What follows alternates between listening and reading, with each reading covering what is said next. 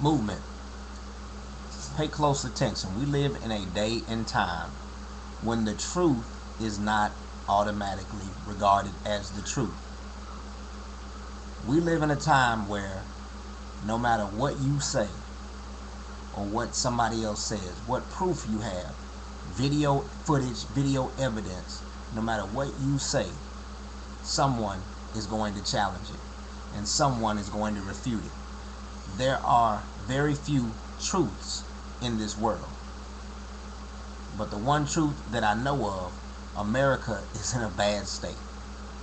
America is in a sad situation. What Stick187 was talking about, where Americans are not paying attention, they're not thinking, they're being caught up in what the media wants you to worry about. The BBC News gave this much attention to the Hillary and Bill and Barack and what's his name, BET founder,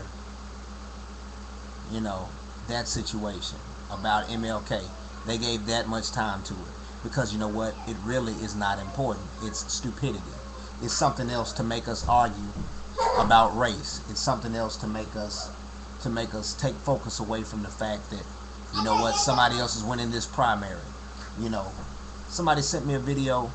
I thank her, Angie, cannot remember the rest of the name, but I'm going to put that information, I think, in the description box of this vid, because it may not be there today, so check back and watch this video again. If you see it one time, check back again. I'm gonna put it in there probably tomorrow.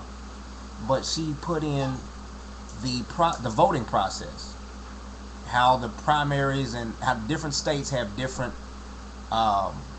procedures for who they pick for the nomination, and then the Democratic Party and the Republican Party, they're going to make their choices. The other parties, they're irrelevant. Okay, they're irrelevant at this point.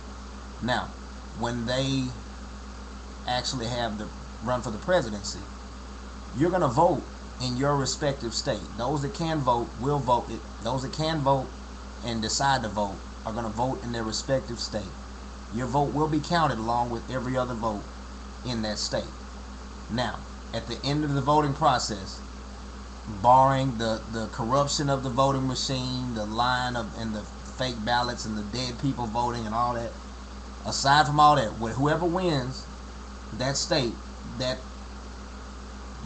state's choice, whoever they declare a winner, the electoral votes, that state has a certain number of electoral votes, and it's not based exclusively on population, meaning that states with the most people don't automatically have the most voting power, so they even it out for states with less people.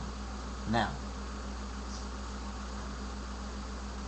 when your state makes its choice, the vote gets in, and it goes into the electoral college. Shows, like, if your state has 3 electoral votes or 30, I don't know what the numbers are, but that amount goes towards that candidate, whoever your state chose.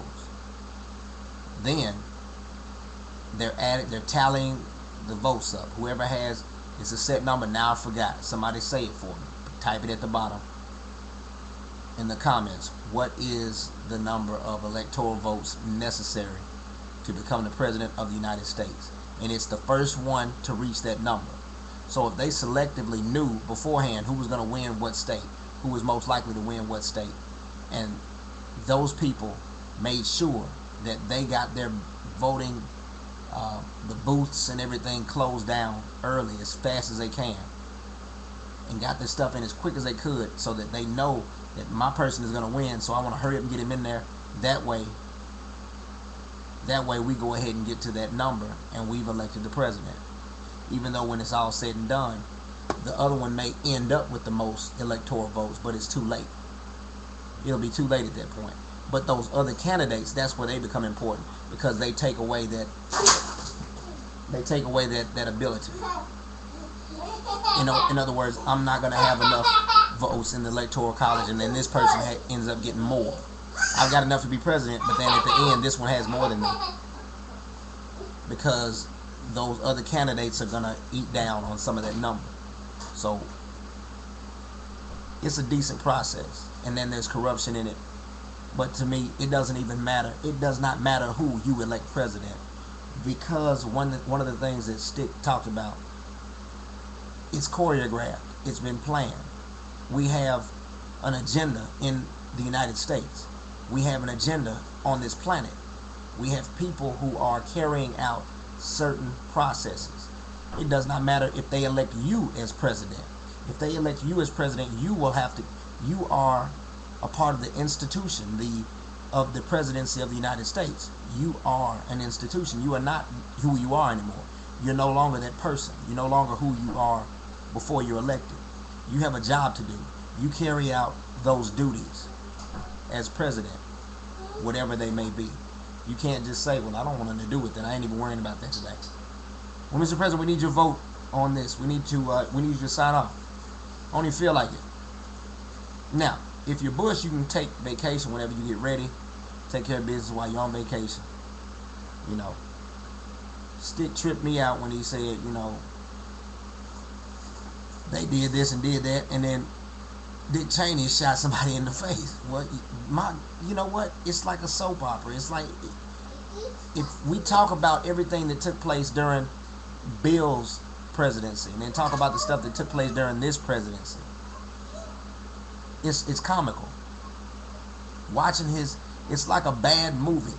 Watching George Bush in interviews, watching him after a crisis, watching him during a crisis. It's comical. It's sad to see. This is the state that America is in. Our leaders, look at me, I said it. I said our leaders. Who am I talking about? Am I saying my black leaders? Am I talking about George Bush and his administration? Am I talking about them as our leaders? Our leaders are not stepping up and taking care of business. I'm just saying, whoever the fuck you think our leaders are, they are not taking care of business. So it is necessary that we at home do our best to try and begin taking care of business. Peace.